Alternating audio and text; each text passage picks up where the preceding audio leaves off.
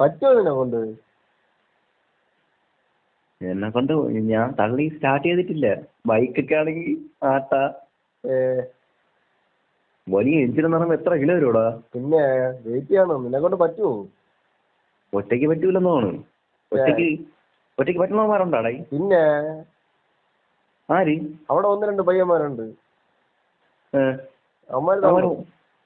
ഒറ്റയ്ക്ക് തള്ളി സ്റ്റാർട്ട് ചെയ്യൂ? പിന്നെ വെളിയിൽ നിന്ന് ഡ്രൈവറും കൂടെ സഹായിക്കും. അവ സ്റ്റാർട്ട് ആവുന്ന സമയത്ത് അവൻ ഓടിപ്പോയി കയറും. ഓ അങ്ങനെയാണല്ലേ? അല്ല എഞ്ചിൻ മാത്രം? ഓ എഞ്ചിൻ മാത്രമല്ല, പിന്നെ നീ ബാക്കിൽ നിന്ന് തള്ളിയാ മതി. ഓ മനസ്സിലായി. നിനക്ക് എവിടെയാണ് പണി? എനിക്കിവിടെ വേറെ വർക്കുണ്ട്. ഡ്രൈവർ തന്നെ? അല്ല, ഞാൻ കൊത്തപ്പണി. നിന്റെ കൂടെ എനിക്ക് കിട്ടിയാൽ മതിയായിരുന്നടാ കൊത്തപ്പണി.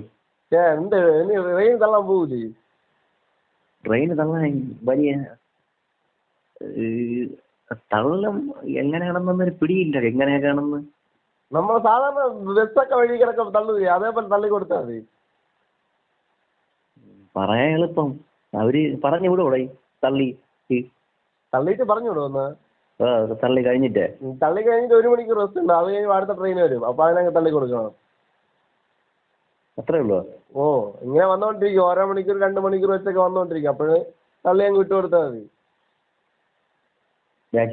ഓ ചിലപ്പോ കണ്ടീഷൻ വണ്ടി വരണമെങ്കിൽ തള്ളേണ്ടി വരില്ല.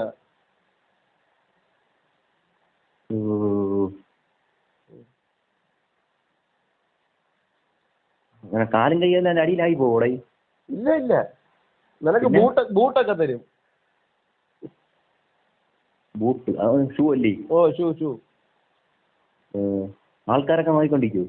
പിന്നെ ചിലപ്പോ വീഡിയോ എടുക്കും. എന്തിന്? അത് ഒരു ട്രെയിൻ ഒറ്റയ്ക്ക് തള്ളുമ്പോഴ്. ട്രെയിൻ നീ കളിയാക്കാൻ പറഞ്ഞാണോ സത്യമായിട്ട്? അല്ല നീ പോകും ഉറപ്പാണ്. എനിക്ക് അങ്ങനെ വിളിച്ചു പറയാനാണ്. നീ വേറെ ആളായി കഴിഞ്ഞാൽ ചിലപ്പം കിട്ടൂല. നീ വിളിച്ചു പറ എന്റെ അടുത്ത് വരാന്ന്. ഞാൻ വിളിച്ചിട്ട് നിന്നെ വിളിക്കാമെങ്കിൽ. ഓ അങ്ങേരെ വിട്ട് എന്നെ വിളിപ്പിച്ചാലും മതി. ഓ ശരി.